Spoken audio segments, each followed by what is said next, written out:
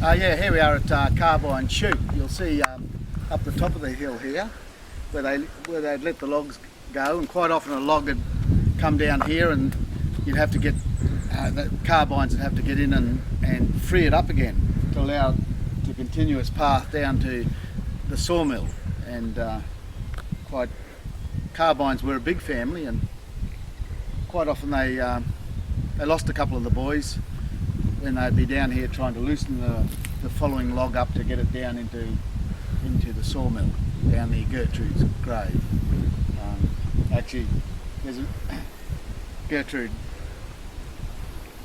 we feel, was actually killed from one of the logs, not from the rheumatic fever that they said beset her.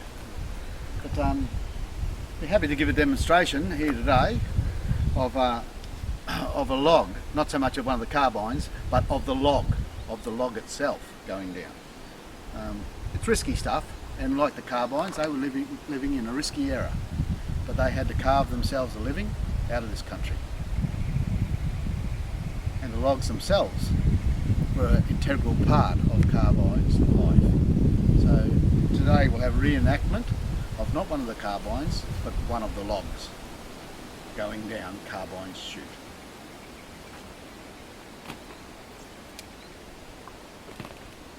It was usually a good stiff log, or a good generally they were hardwood logs, and they'd had all the branches taken off them, and they were just like one upright piece of log, which you want for good milling or good timber posts out west.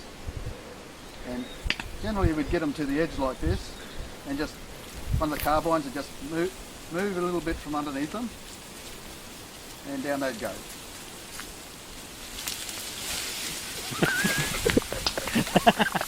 How's that done? All the way down to the chute. Quite often they'd get stuck down here, and graciously one of the carbines would climb down, free the log up a little bit more and set him up again. So he could just get a little bit of momentum going again. All the way down the carbine.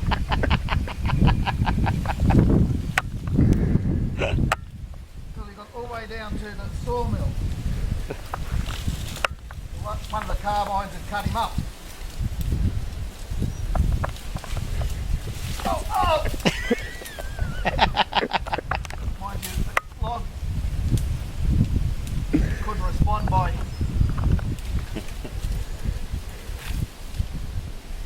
a lot of... See him over there.